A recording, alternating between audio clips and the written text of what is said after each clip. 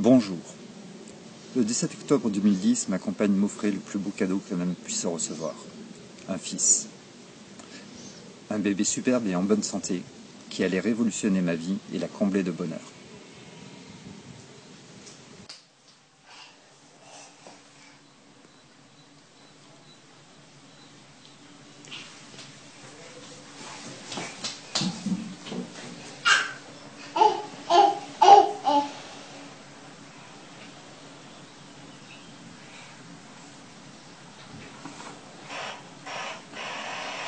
Notre bébé faisait ses nuits sans problème, mangeait très convenablement, grandissait et prenait du poids d'une façon normale selon la courbe de son carnet de santé. Nello, c'est son prénom, nous a offert les joies de sa progression jusqu'en juillet 2012. Pas très adepte des laboratoires pharmaceutiques, nous pensions ne pas le faire vacciner. La pédiatre de la PMI, protection maternelle et infantile, d'Albi-sur-Chéran, a tout fait pour nous convaincre du contraire.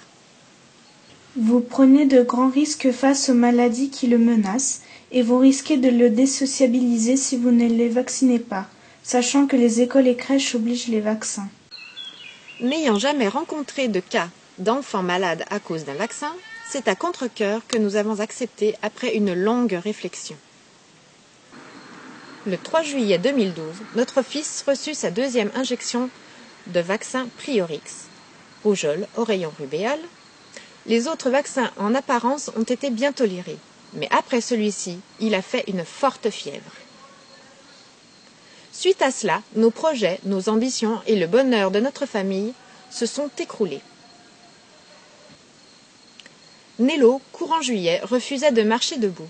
Lorsqu'il progressait à quatre pattes, il mettait les pouces à l'intérieur des mains. Pensant qu'il s'agissait d'un jeu, nous n'avons pas porté plus d'attention à cela. Puis, peu de temps après, c'est point fermé qu'il continua à marcher à quatre pattes, multipliant ainsi les chutes comparables au dessin animé Bambi, quand celui-ci, petit, marche sur la glace. Alarmés, nous avons consulté le médecin de la PMI, qui ensuite nous a redirigés vers le CAMS, Centre d'action médico-sociale précoce. Fin août 2012, alors que nous venions de le coucher, Nello s'est réveillé avec des hurlements de douleur sans pareil. Nous l'avons donc pris dans nos bras, après lui avoir donné un antidouleur. Mais rien à faire.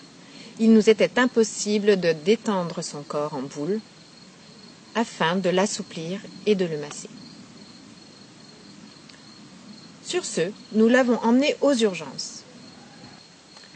La neuropédiatre à l'hôpital d'Annecy, avant de faire le moindre diagnostic, nous a conseillé de le vacciner contre la grippe. Ce que nous avons jugé déplacé, et ou en tout cas, pas de l'ordre du jour.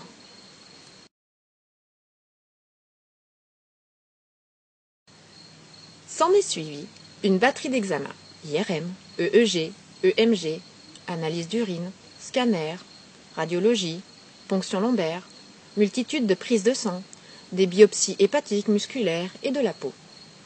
Nello, selon notre souhait, sera suivi sur Marseille à l'hôpital de Latimone.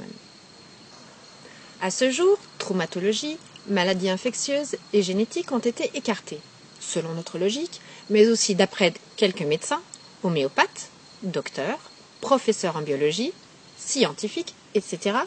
Il resterait la responsabilité du vaccin.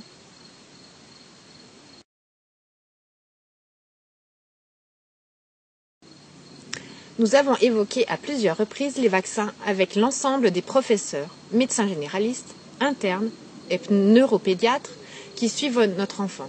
Tous refusent d'admettre cette hypothèse et d'en parler.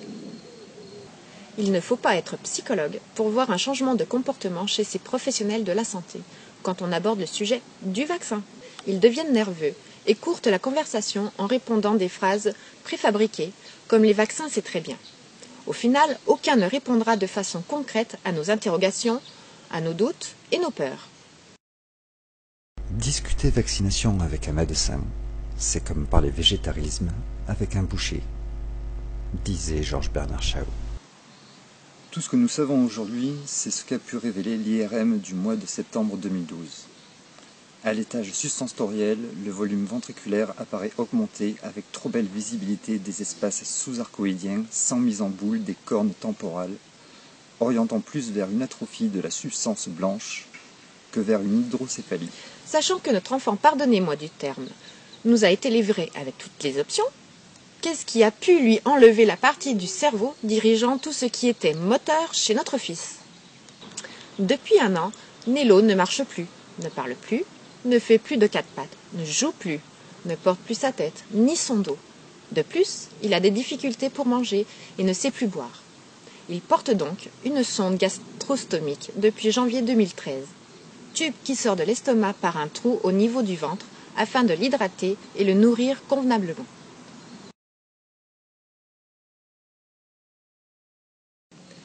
Nous vous rappelons juste qu'un vaccin n'est pas anodin. Aucun examen préalable n'est effectué sur nos enfants avant de leur injecter ce cocktail de molécules et virus en tout genre. Nous sommes tous différents et n'avons pas la même façon d'assimiler la moindre molécule. De nos jours, aucune étude scientifique peut prouver que les vaccins sont sans danger. Le but de cette vidéo est de rassembler des témoignages de parents d'enfants dans le même cas, mais aussi de sensibiliser tous les parents.